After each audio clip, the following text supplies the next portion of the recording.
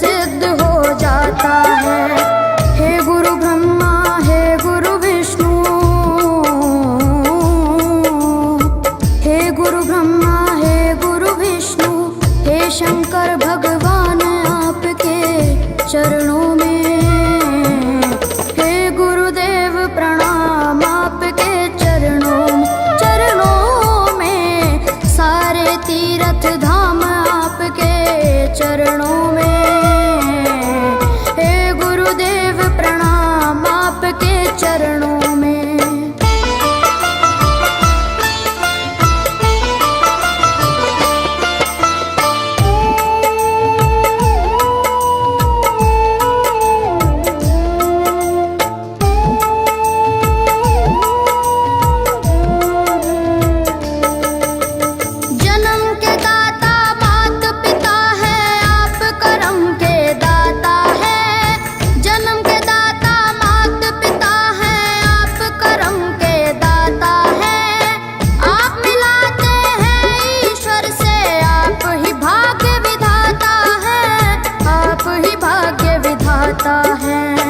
दुखिया मन को, रोगी तन को,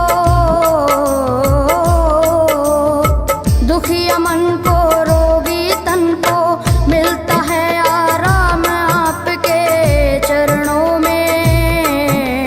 हे गुरुदेव प्रणाम आपके चरणों में, चरणों में, सारे तीर्थ धाम आपके चरणों में। गुरुदेव प्रणाम आपके चरणों में।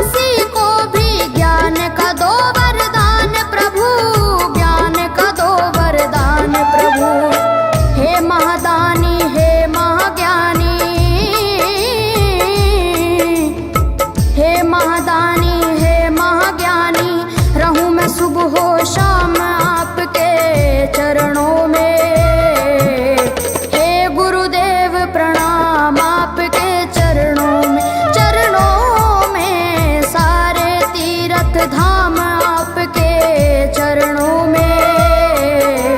हे गुरुदेव प्रणाम आपके चरणों में। करता करे न कर सके, पर गुरु करे सब होए। सातों दीपानों खंड में गुरु से बड़ा न कोई, से बड़ा न कोई, प्यारे गुरु से बड़ा न कोई। मैं तो 7 समुद्र की मसी करूं, लेखन सब बन गए राय। सब धरती कागज करूं, पर गुरु गुण लिखा न जाए। प्यारे गुरु गुण लिखा न जाए। सारे तीर्थ धाम आपके चरणों में। प्रणाम आपके चरणों में, सारे तीर्थ धाम आपके चरणों में। हे गुरुदेव प्रणाम आपके चरणों में। मेरे बाबा है, मेरे बाबा, मेरे बाबा, मेरे बाबा, मेरे बाबा।